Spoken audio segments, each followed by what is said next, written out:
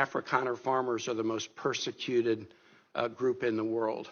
I think those 49 people that came certainly felt they were persecuted, and they passed every sort of check mark that had to be checked off in terms of meeting the requirements for that. They live in a country where farms are taken and land is taken on a racial basis. Okay. Do you think they're more persecuted than Uyghurs or Rohingyas, or more persecuted than political dissidents in Cuba or Venezuela or Nicaragua, or more persecuted than those who would be threatened should they be returned to Afghanistan by violence by the Taliban? Well, the problem we face there is the volume problem, okay? If you look at all the persecuted people of the world, it's millions of people.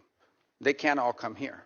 And we had refugee programs. So why prioritize Afrikaner farmers? Well, because it's a small subset. It's a new issue, and the president identified it as a problem and wanted to use it as an example. But that's different from having these refugee programs that were basically spending money to put people up in communities and accommodate them, and it was acting as a magnet. Millions of people enter this country illegally, and today the border is sealed. Let me challenge you, and I'm just going to say for the public, if you want to understand about the, quote, persecution of Afrikaner farmers, go look at the composition of the South African government. Since July of 2024, there's a government of national unity, and the opposition party to the ANC, the Afrikaner Party, the Democracy Alliance, is part of the governing coalition.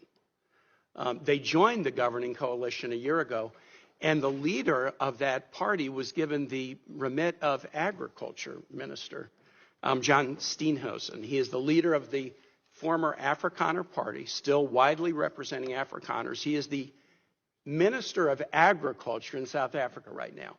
I assert that this claim that there's persecution of Afrikaner farmers is completely specious. Are you aware ever during the apartheid era in South Africa did the United States establish a special program to allow South African blacks who were treated as second-class citizens in the apartheid program, a special program so they could claim refugee status in the United States? No, because I was probably in 9th grade or 8th grade at the time. Well, then I don't expect you to know. I'll just tell you, never has there been a program, a special program for Africans to come in as refugees to the United States. We've allowed special programs for people being persecuted for their religion, Soviet-era Jews. We've allowed special programs for people fleeing from communism, Cuba, Vietnam, the Soviet Union.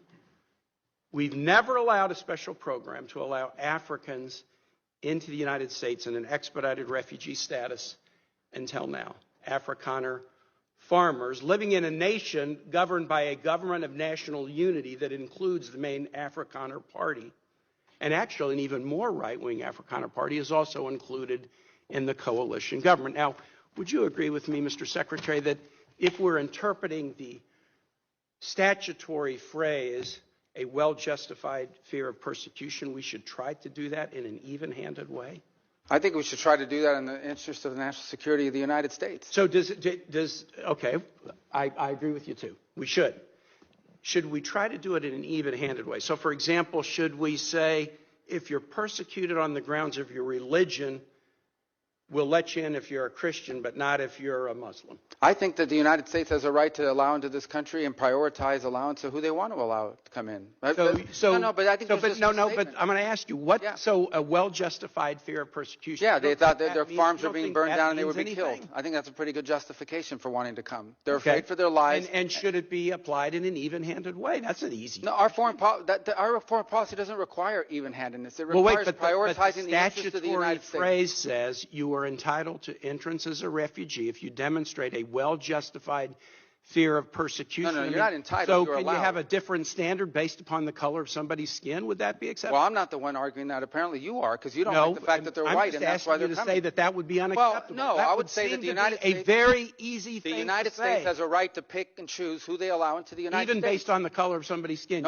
You're the one that's talking about the color of their skin, not me. These are people whose farms were being burned down and they were killed because of the color of their skin.